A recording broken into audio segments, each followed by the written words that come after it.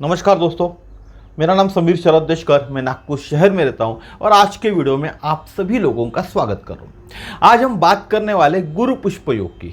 आने वाला जो गुरुवार है ना, उसी दिन गुरु पुष्प योग है, जिसको गुरु पुष्पामृत योग भी कहते हैं। एक ऐसी साधना, वैसे इसको गुप्त साधना भी कहते, लेकिन एक गुप्त नहीं बोल सकते, लोगों ने छुपाई हुई साधना है। जो धनवान लोग थे, जो साहूकार लोग थे, उनके यहाँ यह साधना हमेशा होती थी, लेकिन एक आम आदमी को उन्होंने इस साधना को बताना नहीं चाहा, इसलिए छिपी हुई साधना या गुप्त साधना इसको कहते। और यह साधना अगर आप करोगे, आप गुरु पुष्प, जो गुरु पुष्प योग है, गुरु पुष्पामृत योग है, उस दिन अगर आपने यह साधना कर ली ना, तो लक्ष्मी जी कि आपके ऊपर कृपा होगी। लक्ष्मी की कृपा कौन नहीं चाहता? इस जीवन के अंदर में हर कोई आदमी लक्ष्मी की कृपा चाहता है ना, तो लक्ष्मी की कृपा आपके ऊपर होंगी अगर गुरु पुष्प के दिन आपने यह साधना कर ली तो बढ़ते वीडियो की तरफ। जिस तरह एकादशी तिथि को सभी तिथियों में सर्वश्रेष्ठ माना जाता है, उसी तरह पुष्प नक्षत्र को नक्षत्रों का राजा बोला जाता है। पुष्प नक्षत्र को नक्षत्र का राजा बोला जाता है। भारतीय पंचांग के अनुसार गुरु पुष्प योग ज्येष्ठ मास के शुक्ल पक्ष की षष्ठी तिथि, अर्थात कब है षष्ठी तिथि? 25 मई 2023 को गुरुवार के दिन आ रहा है। गुरुवार के दिन पुष्प नक्षत्र आने वाला है। वह योग सुबह 5:34 से लेके शाम 5:52 तक ही है। गुरु पुष्पामृत योग या गुरु पुष्प योग 25 तारीख को सुबह 25 मई 2023, 2 दिन बाद सुबह 5:34 से लेके शाम को 5:52 तक है। इस दिन जो भी साधना करनी है वह सुबह 5:44 से लेकर शाम 5:52 तक करे तो ही लाभ मिलेगा। इस दिन जो भी साधना करनी है वह सुबह 5:34 से लेके 5:52 तक करे तो ही लाभ मिलेगा। कहने का तात्पर्य क्या है? आपको जो भी साधना करनी है ना, इस दिन 25 तारीख को, जिस दिन गुरु पुष्प योग है, सुबह जब गुरु पुष्प योग चालू होता है, उस समय से लेके जब तक है तब तक का समय आपके पास में, उसी समय साधना आपको करनी है।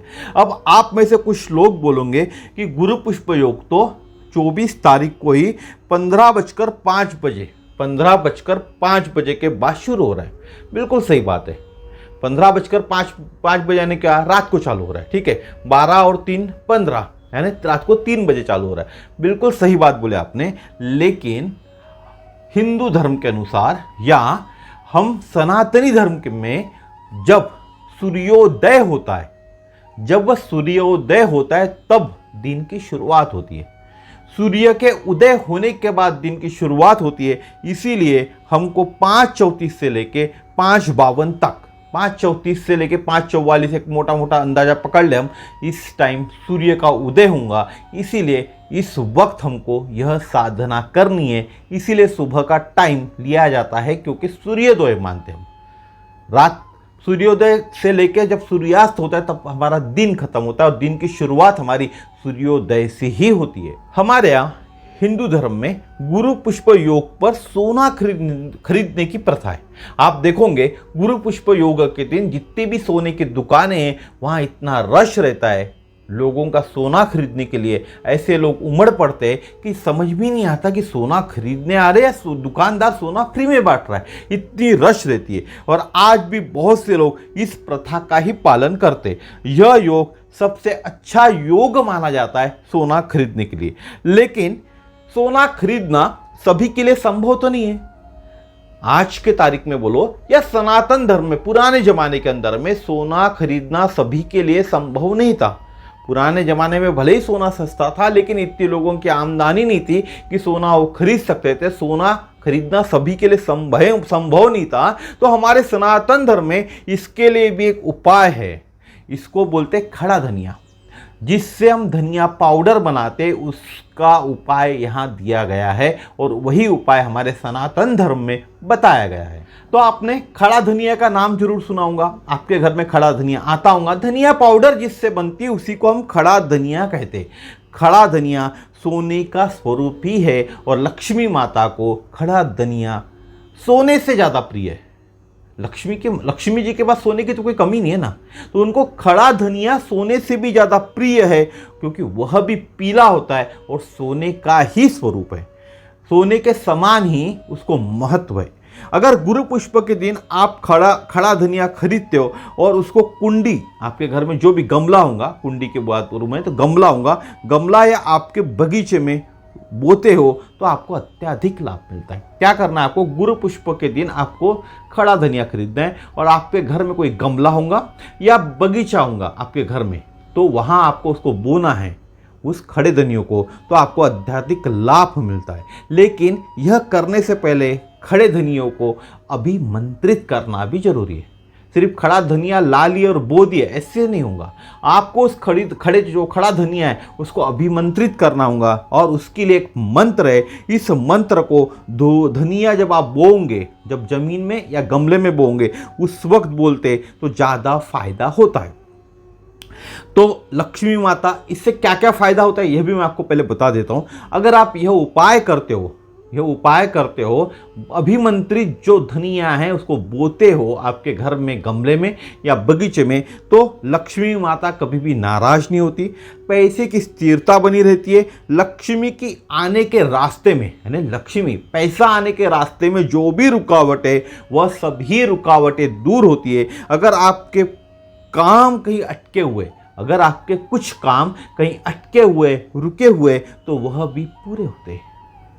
इस उपाय से आपको क्या क्या फायदे होते हैं, लक्ष्मी माता नाराज ही नहीं होती, पैसे की स्थिरता बनी हुई रहती है, लक्ष्मी आने के रास्ते में जो भी रुकावटें हैं वह सभी रुकावटें दूर हो जाती है।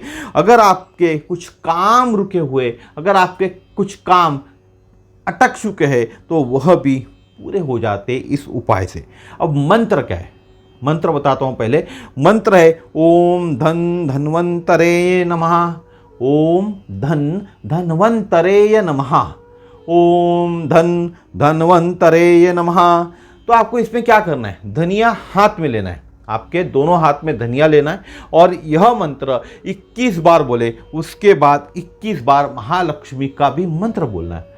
पहले आपको धनिया हाथ में लेना है, बोने के पहले गुरु पुष्प जिस दिन है उस दिन की बात कर रहा हूँ, ठीक है। उस दिन सबसे पहले धनिया आपको खरीद के भी लाना है मार्केट से, घर का धनिया नहीं चलेगा।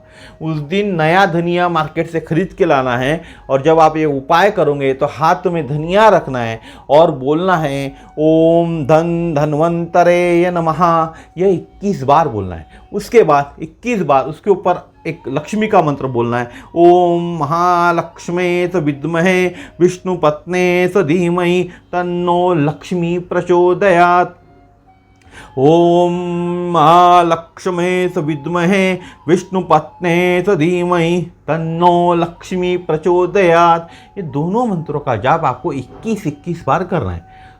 अगर आपको पॉसिबल है तो 108 बार भी कर सकते, लेकिन 21 बार भी करने से हो सकता है। अगर आपको ये लक्ष्मी का मंत्र नहीं आता तो सिर्फ श्रीम श्रीम श्रीम श्रीम श्रीम श्रीम का उच्चार भी 21 बार आप कर सकते हो, लेकिन धन्वंतरी का मंत्र बोलना ही है। धन्वंतरी के बाद अगर आपको लक्ष्मी का मंत्र नहीं आता तो श्रीम का उच्चार करना है 21 बार आपको, और इस मंत्र का उच्चारण करें और उसके बाद वह धनिया आपको बो देना है आपके गमले में या आपके बगीचे में और उसका ख्याल रखना है। जैसे हम घर में हमारे बच्चे का ख्याल रखते हैं वैसे उस धनिये के पौधे का आपको ख्याल रखना है। कुछ लोग कहेंगे हमारे यहाँ जगह ही नहीं है, बहुत से लोग होंगे जो फ्लैट में रहते हैं, बड़े बड़े शहरों में रहते हैं, फ्लैट में रहते हैं, वो कहेंगे हमारे यहाँ जगह नहीं है तो हम क्या करें, हम तो ये उपाय ही नहीं कर सकते तो हम क्या करें। घबराने की बात नहीं, आप लोगों के लिए भी एक उपाय है। आप लोगों को कटोरी में, जो कटोरी होती है हमारे घर में, उसमें खड़ा धनिया और गुड़ दोनों लेना है। क्या लेना है, खड़ा धनिया और गुड़ दोनों लेना है और लक्ष्मी जी के सामने, घर में लक्ष्मी जी की मूर्ति होती है या तस्वीर होती है, हमारे भगवान के घर में होती है, तो उसके सामने रखे और श्रीम श्रीम इस मंत्र का जाप 1008 बार करें। जितना ज़्यादा हो सके उतना करें और ध्यान में रखकर दूध शक्कर का भोग लगाना है। जिनके घर में जगह नहीं है उन्होंने एक कटोरे में खड़ा धनिया और गुड़ लेना है। भगवान के घर में, आपके घर में जो भगवान का घर होता है वहाँ लक्ष्मी जी की मूर्ति या लक्ष्मी जी की तस्वीर तो होती है, उसके सामने में आपको गुड़ और धनिया, खड़ा धनिया और गुड़ लक्ष्मी जी के सामने रखना है और 1008 बार श्रीम श्रीम श्रीम श्रीम श्रीम श्रीम श्रीम श्रीम इस मंत्र का जाप करना है। श्रीम इस मंत्र का जाप 1008 बार करना है। जितना ज़्यादा हो सके उतना ज़्यादा आप अगर जाप करते फ़ायदा ज़्यादा होगा। और सिर्फ जप होने के बाद, आपने जितना जाप का संकल्प लिया उतना होने के बाद में आपको दूध और शक्कर का भोग लक्ष्मी जी को लगाना है। यह आपको ध्यान रखना है। यह प्रथा, यह जो मैं अभी प्रथा बता रहा हूँ, जिनके घर जगह नहीं थी वो वाली प्रथा बता रहा हूँ ना आपको, यह प्रथा साहूकार लोग करते थे। साहूकार लोग दोनों प्रथा करते थे, जो पहली बताया वो भी करते थे, यह भी करते थे, तो आपको भी दोनों प्रथा आप कर सकते हैं। तो साहूकार लोग करते थे और वह इतनी गुप्त साधना थी कि वह साहूकार लोग बाहर वाले आदमी को यह साधना के बारे में बताते ही नहीं थे। आपने देखा होगा पुराने ज़माने में जो सेठ लोग थे या आज भी जो सेठ लोग हैं, जो मारवाड़ी सेठ लोग हैं, जो गुजराती सेठ लोग हैं, पैसे वाले रहते ना, तो इनके घर में यह गुप्त साधना पहले से होती थी। आज भी कुछ घरों में होते होंगे, मुझे नहीं मालूम इसके बारे में, लेकिन यह गुप्त साधना उनके यहाँ होती थी और उसी के कारण उनके घर में लक्ष्मी की स्थिरता बनी हुई रहती थी।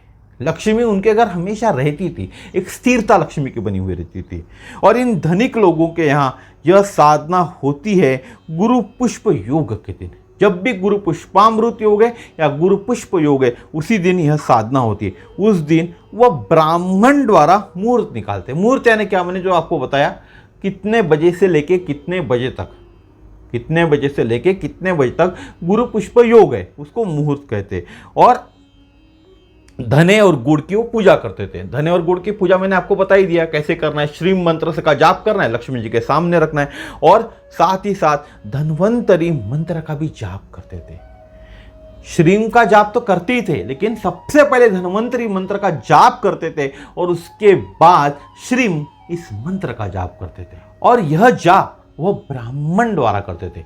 जो भी ब्राह्मण उनके आता था वह संकल्प करता था और संकल्प करके उनके लिए जो धनिया, जो खड़ा धनिया और गुड़ था उसकी पूजा करता था, धन्वंतरी का जाप करता था और माता लक्ष्मी का जाप करता था। तो आप समझ चुके होंगे कि साहूकार लोग क्यों कभी गरीब नहीं होता था। कोई भी साहूकार, कोई भी जो सेठ होते थे पुराने, वो आज तक गरीब क्यों नहीं हुए, उसका असली कारण यही है। उसके बाद और एक साधना बताता हूँ। ये तो साधना आपको करनी है। और एक साधना है उस दिन की, गुरु पुष्प योग की। गुरु पुष्प के दिन आपके घर में जो उंबरठा, मराठी में उसको उंबरठा कहते हैं, हिंदी में दहलीज, चौखट के नीचे वाली जो पट्टी होती है ना, या देहली रीज जिसको कहते हैं, उसकी आपको पूजा करनी है। तो उंबरठा और दहलीज जो भी है आपके यहाँ, जिसको आप दहलीजी समझे, हिंदी में दहलीजी बोलते हैं उसको, मैं आपके सामने फोटो वैसे आ रहा हूँ, उसको धो ले और अब एक कटोरी में हल्दी पाउडर ले, उसमें गोमूत्र और पानी मिलाकर एक पेस्ट बना ले और चौखट पर उसका लेपन कर दे। जो दहलीज है ना, दहलीज पूरी उस पर लेपन करना है आपको हल्दी का। चौखट पर पूरी तरह से फैलाने के बाद रंगोली से जो आपकी दहलीज है उसके दोनों बाजू में स्वास्तिक निकाले। आपकी चौखट की जो दहलीज है उसके दोनों बाजू में राइट और लेफ्ट साइड स्वस्तिक निकाले, स्वस्तिक के ऊपर हल्दी कुमकुम डाले और आरती घुमाएं। आरती के लिए आपको घी की आरती बनाना है, घी का दीपक बनाना है, घी की आरती घुमाना है, अगरबत्ती लगाना है। इस उपाय से आर्थिक लाभ होता है। यह जो उपाय है इसको आर्थिक लाभ कहते हैं। इसीलिए हम लोग कहते थे ना, दहलीज लानना नहीं चाहिए। पुराने लोग कहते थे ना कि दहलीज लानना नहीं चाहिए। इसका कारण ये है कि हम हमारे घर की दहलीज की भी पूजा करते हैं और आज के ज़माने में ये बंद हो चुकी है। बहुत कम घरों में दहलीज की पूजा पाठ होती है। वैसे तो हर गुरुवार को आपको आपके दहलीज की पूजा करनी चाहिए। आपके घर की जो दहलीज है उसकी हर गुरुवार को पूजा करनी चाहिए। चलो आपको संभव नहीं है गुरुवार को, तो गुरु पुष्प के दिन यह पूजा करनी है। और जो दोनों उपाय मैंने आपको बताया, हर गुरु पुष्प के दिन आपको करना ही है। परिस्थिति चाहे आपकी कैसी भी हो, आपको यह उपाय करना ही है। अब इसके कुछ नियम भी है। पीले वस्त्र पहने अगर संभव हो तो आपको, नहीं संभव है तो जो भी धुले हुए वस्त्र है वो भी पहन सकते हो। पूजा गृह लक्ष्मी द्वारा करें तो अच्छा है। अगर गृह लक्ष्मी को कोई तकलीफ है, कोई प्रॉब्लम है, तो आप भी यह पूजा कर सकते हैं। घर का कोई भी सदस्य यह पूजा कर सकता है। आसन हो तो कुश का आसन ले, संभव हो तो आपको, अगर नहीं है तो जो उपलब्ध आसन है घर में आपके वह ले। और लक्ष्मी का जाप करने के लिए आपको कमलगट्टी की माला जरूरी है। अगर कमलगट्टी की माला नहीं है तो वैसी उंगलियों में भी आप जाप कर सकते हैं। और धन्वंतरी के लिए रुद्राक्ष की माला जाप के लिए, अगर नहीं है तो हाथ में उंगलियों में भी आप जाप कर सकते हो। उंगलियों में जाप कैसे करते हैं इसका एक वीडियो तो मैं वैसे बनाऊंगा, लेकिन आप अभी YouTube पे देख लेना, मिल जाएगा आपको उंगलियों में जाप करने की विधि क्या है। भोग आपको जरूर लगाना है। जो भी आपके घर में बनता है, जो भी, सिर्फ उस दिन प्याज का और लहसुन का उपयोग नहीं करना है खाने में आपको, और कुछ मीठा बनाना है, तो भोग जरूर भगवान को लगाना है। धनिया गुड़ आवश्यक है, पहले मैंने बता दिया। खड़ा धनिया गुरु पुष्प के दिन ही खरीदना है, घर में रखा हुआ इस्तेमाल नहीं करना है। बहुत से लोग आपको, मेरे को पूछते हैं, या आप में से भी बहुत से लोग पूछोगे कि हमारे घर में तो धनिया रखा हुआ है, तो गुरु पुष्प के दिन वही धनिया हम क्यों नहीं यूज़ कर सकते। अरे भाई, आप सोना खरीदने जाते हो तो सोना भी तो आपके घर में रखा हुआ है ना, सोना भी तो आपके घर में रखा हुआ है ना, तो भी गुरु पुष्प के दिन नया सोना खरीदते हो ना आप। तो इसका जो महत्व है धनिया का, खड़ा धनिया, वो सोने के समान है, सोने से ज़्यादा महत्व है। तो फिर खरीदने के लिए क्या तकलीफ जा रही है। 10 रुपये 20 रुपये खर्चा होंगे, 10-20 रुपये का ही लाना है आपको, बहुत ज़्यादा तो लाना नहीं है। लाखों रुपए तो खर्चा नहीं करना है ना, 10-20 रुपये खर्चा करना है आपको इस उपाय के लिए। तो उसी दिन, जिस दिन गुरु पुष्प योग है, गुरु पुष्प योग जब चालू होता है, मैंने टाइमिंग आपको बता दिया हूँ, उसके बीच में ही आपको धनिया खरीद के लाना है। अगर आप जाप नहीं कर सकते तो ब्राह्मण को बुलाकर भी धने और गुड़ की पूजा करें और धन्वंतरी और माता लक्ष्मी का जाप करवाएं। तो आज का वीडियो यहीं तक था। मैंने आपको बताने की कोशिश किया कि गुरु पुष्प योग या गुरु पुष्पामृत योग पर एक गुप्त साधना कैसे करें, जिससे हमारे घर में लक्ष्मी की स्थिरता बनी रहे, हमारे घर की तकलीफें दूर हो जाए, हमारे घर में जो लक्ष्मी के दरवाजे बंद हो चुके वह खुल जाए। साथ ही साथ हमारे घर की जो चौखट है, जो दहलीज है, उसकी पूजा पाठ कैसे करें, क्योंकि यह पूजा पाठ हमारे घरों में बंद हो चुके हैं। हमारे सनातन धर्म से सीखने लायक बहुत सारी चीज़ें, हमको इन चीज़ों को सीखना चाहिए, इन चीज़ों से हमको सीखना चाहिए। हम हर एक चीज़ में साइंस ढूंढना चाहते हैं, लेकिन ठीक है, आप गलत नहीं हो जो लोग साइंस ढूंढ रहे हैं, लेकिन इन चीज़ों के पीछे भी कोई ना कोई साइंस है, कोई ना कोई तथ्य है, तो आपको यह करना चाहिए। अगर तथ्य नहीं होता तो गुरु पुष्प के दिन लोग जाके सोना नहीं खरीदते ना। तो इसीलिए सोने से ज़्यादा महत्व खड़े धनिया का है। जो धनिया, जिससे धनिया पाउडर बनता है, उसी का उपाय मैंने आपको आज बताया हूँ। और ये उपाय 2 दिन बाद ही, गुरुवार को 25 तारीख को गुरु पुष्प योग है, आप करके देखिए और रिप्लाई जरूर दीजिएगा आपको क्या अनुभव आया। विश्वास रखे कीजिए और इसी वीडियो के अंदर में कमेंट सेक्शन है, कमेंट्स के अंदर रिप्लाई जरूर कीजिएगा आपको क्या अनुभव आया। मंत्र मैंने दे दिया हूं आपको, उसका स्क्रीनशॉट ले ले और आप बोल सकते हैं मंत्र, ठीक है। कोई भारी उपाय नहीं है, कोई भारी साधना नहीं है, कोई भी आदमी घर में यह साधना कर सकता है। तो फिर मिलेंगे इसी तरह नए वीडियो में नए विषय के साथ। सिर्फ इतना ही बोलूँगा, अगर आप नए इस चैनल पे तो सब्सक्राइब जरूर कर लीजिएगा और इस वीडियो को आपके पूरे परिवार में भेजिए। आपके परिवार में सभी लोगों को ये वीडियो भेजिए, ताकि आपके परिवार के लोग भी गुरु पुष्प के दिन इस उपाय को कर सके।